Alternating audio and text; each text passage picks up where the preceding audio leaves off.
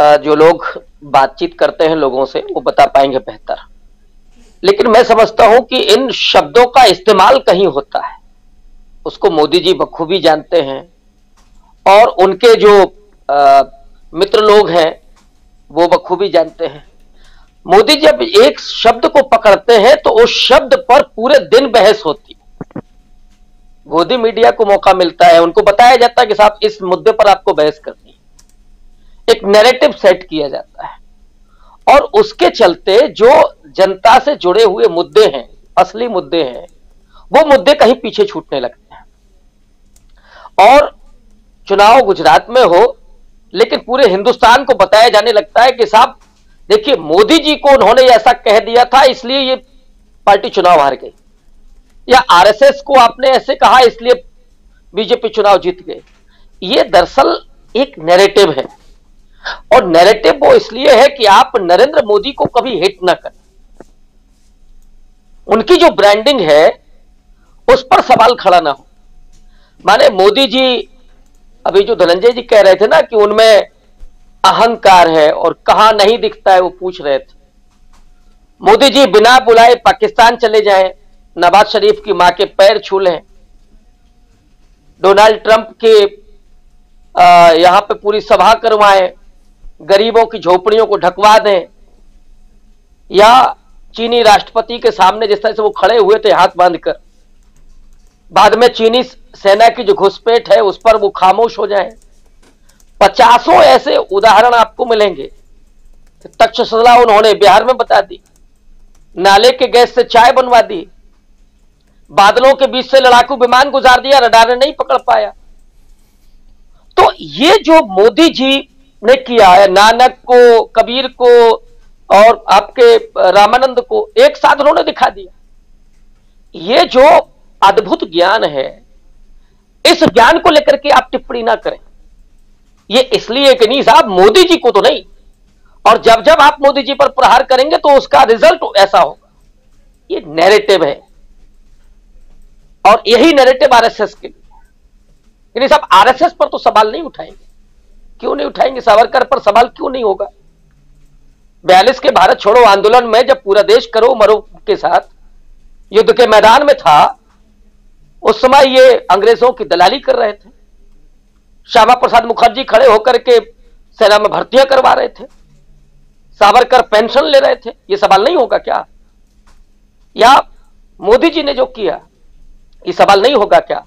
तो दरअसल ये नैरेटिव है, लोगों के मन में ये डर पैदा कर देना है कि नहीं साहब इनको तो नहीं करना है। आप किसी और, राजनाथ सिंह को आप टारगेट कर लें, नितिन गडकरी को आप टारगेट कर लें, लेकिन नरेंद्र मोदी जी को नहीं। ये नैरेटिव सेट करके आप उनके अपनी स्ट्रेटजी में फंसते हैं। और अगर खड़गे जी ने कहा तो कौन क्या कर लिया? वो जो कांग्रेस, मैंने कहा ना कि इस समय कांग्रेस पार्टी जो कर रही है वो अचानक बहुत अच्छा हो रहा है। खड़गे जी का राष्ट्रीय अध्यक्ष होना इनके लिए मुश्किल हो जाएगा।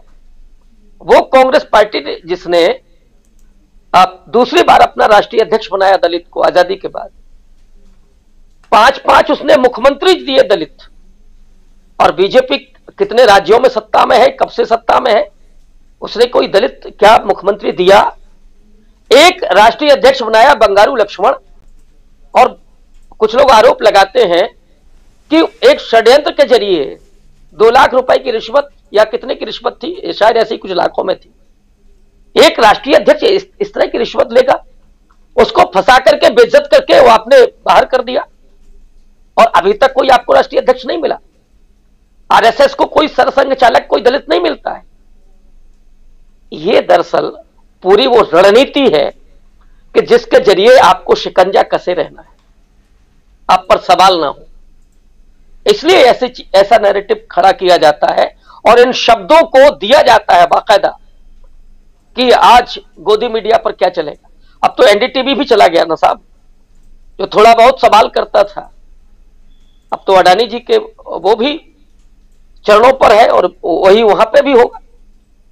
तो ये नैरेटिव सेट करने के लिए सारी चीजें हो रही हैं, लेकिन समय बहुत बलवान होता है, जो धनंजय जी ने कहा था। और हर चीज का एक वक्त होता है। इस देश के लोग बड़े उदार हैं कि उन्होंने मोदी जी पर भरोसा किया। उनको ये यकीन था कि साहब भ्रष्टाचार दूर होगा, लोग खुशहाल होंगे। कौन नहीं चाहता? इस देश का कोई ऐसा व्यक्ति है जो खुशहाली ना चाहता हो, देश की तरक्की ना चाहता हो, देश के बारे में यह ना सोचता हो कि वो विकसित राष्ट्र बने, वो दुनिया का सबसे ताकतवर राष्ट्र बने। हर व्यक्ति चाहता है। और ऐसा कोई भी आदमी आता है, कोई भी नेता आता है जो अगर राह दिखाता है, उम्मीदें पैदा करता है, तो इस देश का जनमानस पलक पांवड़े बिछा करके बिछ जाता है उनके सामने। लेकिन अगर आप छल करते हैं, झूठ बोलते हैं, और कितनी बार झूठ के पैर होते हैं, लेकिन कितने लंबे समय तक, कितनी दूरी तय कर सकता है? एक बार, दो बार। और उस चुनाव के जरिए जो आपने किया कि सारी संवैधानिक संस्थाओं को ध्वस्त कर दिया, क्या ये लोगों को नहीं दिख रहा है? 70-75 साल में इस देश में इतनी तो चेतना आ ही गई है कि लोग ये देख रहे हैं कि चुनाव आयोग क्या कर रहा है, सुप्रीम कोर्ट कैसे रिएक्ट कर रहा है। 5-5 जज आकर के बोल रहे हैं कि साहब क्या हो रहा है, या और आरबीआई का क्या हाल हो गया है। पूंजीपति यहां से पैसा लेकर के भाग जा रहे हैं और किसानों पर आप शिकंजा कसे हुए, किसानों को खेती से महरूम करना चाहते हैं। आप लोगों को, नौजवानों को बेरोजगार बना करके अपने पार्टी का झंडा उठवा करके 400 रुपए में उनको ले जाना चाहते हैं। ये इस देश का जनमानस देख रहा है, और इसलिए उसकी उदारता बहुत दिन तक नहीं चलती। वो उम्मीदें जिसमें दिखती है वो उधर जाता है। और मुझे लगता है कि वक्त बदल रहा है, उम्मीदें लोग कहीं और देख रहे हैं, और उसका सीधा परिणाम ये चुनाव के, ये यात्रा के बाद अमित शाह ऐसे ही थोड़ी ना बोल गए हैं। 10 से 15% फ्लोटिंग वोटर है, हर जगह होता है। और वो आखिरी वक्त में क्या करता है, वो बिल्कुल आखिरी वक्त में डिसाइड करता है। और उसमें कहीं राहुल गांधी के वो आदिवासी वाले भाषण, बाबा साहब अंबेडकर की जन्मभूमि वाला भाषण, खड़गे का भाषण, ये कहीं उसके दिमाग में क्लिक ना कर जाए, तो आपका झूठ, फरेब, गालियां, या मैं 2 किलो खाता हूं, कहां से तौला है मोदी जी ने, मुझे तो बड़ा आश्चर्य होता है।